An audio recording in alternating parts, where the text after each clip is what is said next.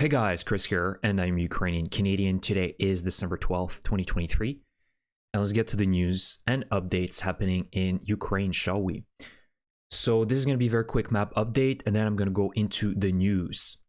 So first of all, in Avdiivka, the only update I can give you guys here is that the Russians have slightly advanced further in the center of Avdiivka, not too far away from Kashtanove. And right now, the Russians are being blocked by this forested area that sort of protects the outskirts of Avdiivka. So as you can see, the Russians have advanced slightly in the last couple days, and now they have been stopped by this sort of small little dense forested area in the center of Divka. So the Ukrainians are holding the line. Overall, in the north and the south, there haven't been any changes. One update I can give you that is not in Avdiivka, but very close, and we've talked about it yesterday, is Horlivka. So the Ukrainians have slightly advanced and taken positions by these sort of artificial hills from the coke plant that is situated in the north of Horlivka. So the Ukrainians have shown an ability to be able to push the Russians, and these are the pre-February 2022 lines, as you can see here. So the Ukrainians have moved in, and I think that this is just to disrupt Russian logistics in the north of Avdiivka. Again, Horlivka serves as a very important hub for the Russian logistics and the Russian push in the north of Avdiivka. And the south, as I've said previously, it's Donetsk that serves the purpose of resupplying their push in the south of Avdiivka with troops and fuel and all the other important things to continue a push. So it's good to see that the Ukrainians were able to take initiative here. And I've already reported in the past that the Ukrainians have moved in and taken some of these positions in the past. So I think that it's going to be back and forth. But I think it's just a Ukrainian probing attack. It's not going to be breakthrough by any means. But if that eventually turns out to be breakthrough, then that is going to be fantastic. But so far, I think that the Russians will probably move in some troops to try to counterattack in this direction. Nonetheless, this is a positive development. We've already talked about Bakhmut yesterday. The Russians have been doing a lot of pushes in the north with some slight success. As you can see, close to Khrumov and Bogdanivka, the Russians are trying to break through to get closer to Chasiv Yar. And as I've said, Chasiv Yar serves as an important hub point for the Ukrainian army to resupply troops in the south of Bakhmut and the north. So right now, what is important for the Ukrainian army is to hold to these settlements that are right beside Chasiv Yar. Another development is in Kupiansk direction. So I've talked about the Russians moving in yesterday, close to Mykolaiivka and Orlyanka, but the Ukrainians were able to take back the lost ground to the Russian attack a few days ago. As you can see, this is what they have taken, and the Ukrainians were able to kind of push them back a little bit. So again, nothing crazy, no big breakthroughs, but there's a lot of back and forth, and that is exactly what I told you yesterday. There's going to be back and forth throughout the front line here. So that's the situation. The Ukrainians are trying to keep on a tight defense as the Russians are trying to find a breakthrough somewhere, apply enough pressure to to have a breakthrough, whether it be in Bakhmut, in Avdiivka, or in Kupiansk or Kremina. The Russians want a victory, and that is especially tied to the Russian elections, which we know who will be the winner of that election. And Putin needs to show some kind of victory in March of 2024. So expect at the very least the Russians to continue with these insane mad pushes for the next few months up until March at the very least. So with all that, I want to go back to the topic of Avdiivka. And an interesting article came out today from Espresso TV mentioning that the Russians are sending infantry now to Avdiivka without assault rifles and bulletproof vests and most likely helmets. So the basics that soldier requires to be able to go on an assault, the Russians are not even providing that.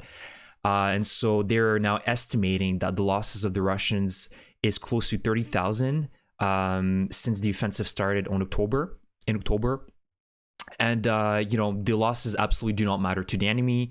And they also have information that obviously the enemy is sending its infantry along the front line without the essentials, and they're telling them that, well, their skilled compatriots lying there, just run and take their assault rifles. So essentially they're recycling the dead bodies that are, you know, full of various ammunition, assault rifles, and they're just telling these new mobiks to go and grab them, which is another suicide mission for the Russian infantrymen that are in Avdiivka. And now they're saying also that, you know, they think that the 40,000 Russian soldiers that have arrived in Donetsk to storm Avdiivka are just the 40,000 that are still alive. So it's not like the Russians have been able to replenish or even bring another 40,000 soldiers since the offensive started. Now, it's brutal and it's absolutely unsurprising. This tactic is absolutely not surprising. This is going back to the very least World War II, where the Russians were doing exactly the same thing, providing you with one cartridge, just the bare minimum, and just go and storm the German positions. Nothing has changed ever since. And I don't think either that this is an indication of Russia lacking weapons or ammunition. I think they have still plenty of that, unfortunately. They have millions and millions of Kalashnikovs or different types of ammunition. They do receive help from China, Iran, and North Korea, along many other countries. I think it's just an indication of terrible Russian logistics and the fact that they're still the way that they treat their soldiers is basically no better than an animal, and this is clearly indicated in this article. And I've also witnessed many videos from Avdiivka, and some of you may have seen it recently this week, a video of a drone filming a Russian soldier, most likely in the Avdiivka direction, half frozen, trying to eat snow because he has no access to water or drinkable water. So he's eating snow, his body half frozen, he most likely will die. And, it's a terrible video to watch. Like, the human part of me just feels bad, but I also know that this Russian soldier came to destroy Ukraine, and he has a choice. And again, this is just a clear indication that the Russian logistics are absolutely atrocious, and that they don't care. They don't care. For them, the Russian soldier is расходный материал. It's just an expendable, as they call it in Russian. And it's going to be like that until the very end of the war. And, I'm surprised that at this point, the Russian soldiers are not rebelling, but there will be a time when that will happen. The threshold is just going to be higher for the Russian soldier. Now, moving on, there's been a series of cyber attacks today. Now, one cyber attack which was successful in the Ukrainian end was in paralyzing the Russian tax system. And for the last few days, this website, this institution that oversees the Russian, income taxes and all that, has been paralyzed due to Ukrainian cyber attack, which was very successful. And now they're saying that the Russian government won't be able to resuscitate this system fully. And it means an absolute complete destruction of the infrastructure of one of the main state bodies of Russia, which obviously, requires revenue, tax revenue, for funding its war efforts. So this was an excellent operation by Ukraine. And also the Ukrainian defense intelligence got access to internet traffic of tax data, and this ended up in the hands of the military intelligence of Ukraine. So a lot of valuable data the Ukrainian intelligence acquired, and also managed to paralyze a massive institution which the Russian government relies upon for revenue. And as I said previously, and many videos ago, one of the Ukrainian tactics to attack Russia is the cyber attacks. And I'm glad to see that this has been effective. However, today Russia answered back, and they did a cyber attack of their own against Kyivstar, which is a mobile telecom institution, and they disrupted the mobile and internet service for millions of Ukrainians, and obviously it impacted communication and also the air raid alert system in parts of the Kyiv region. So the Russians also have massive capabilities with cyber attacks and cyber warfare, which is also one of those